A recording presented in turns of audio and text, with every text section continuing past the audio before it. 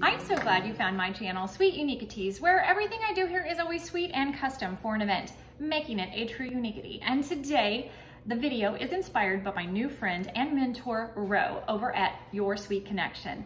I will leave a link to her channel down below, but she is truly the queen of candied strawberries and apples. And she does a lot of other sweet things too, but she is a wealth of information. So if you're interested in those kinds of things, make sure you check her out.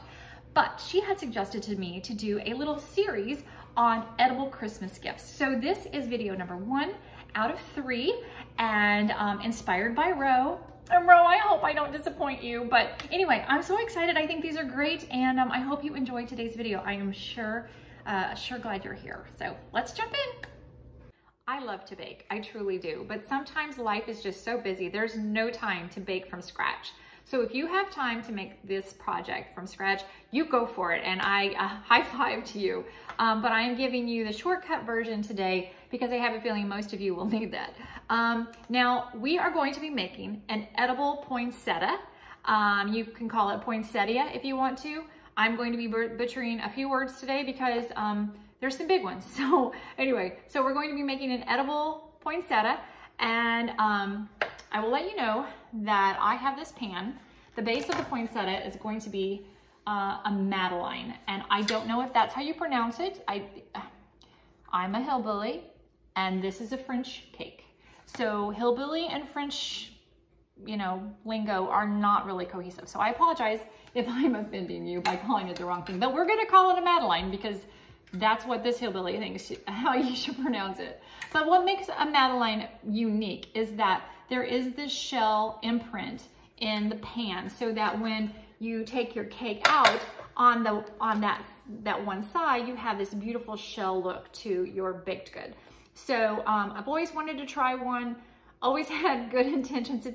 It's been in the cabinet of good intentions of about 5 houses now. So anyway, one day, maybe I'll get around to making a true Madeleine. But in the meantime, thank you, Sam's Club. They have an entire package for less than $8. So that is going to be the base of our poinsettia today. So let's jump into the mechanics.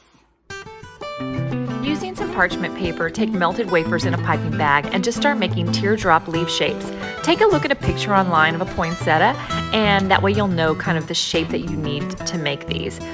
I think that you probably need to do them a little bit larger than your actual Madeleine, and I did 2 shapes, one that was definitely larger and then the other one that was about the same size. So just play with it. You can kind of correct if you make any, mistakes, but it's super simple. You can always remelt them.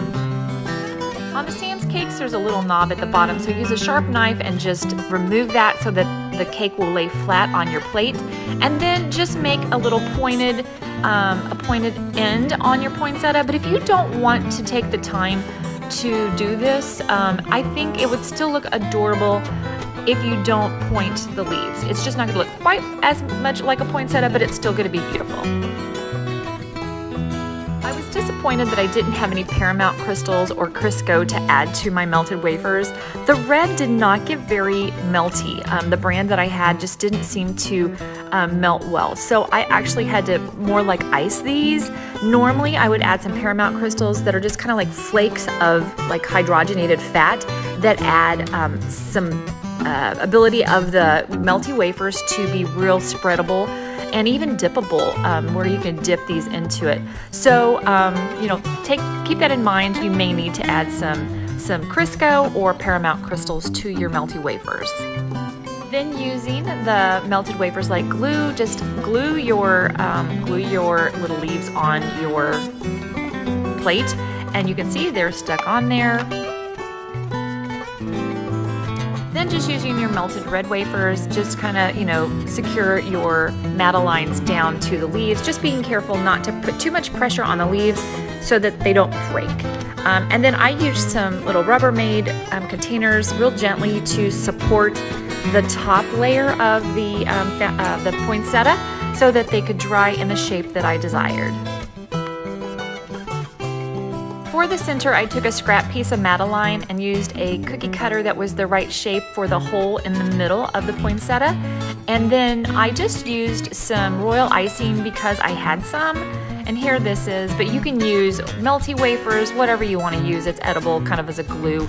But then I just used little non-perils and put those on the top, and then I had a perfect center for my poinsettia.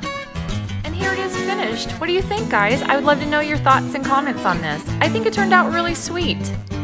Plus, it's totally yummy. What a fun, easy, and thoughtful gift to give to someone that you care about this holiday season. So have a sweet and unique day. We'll see you on the next video. Bye-bye.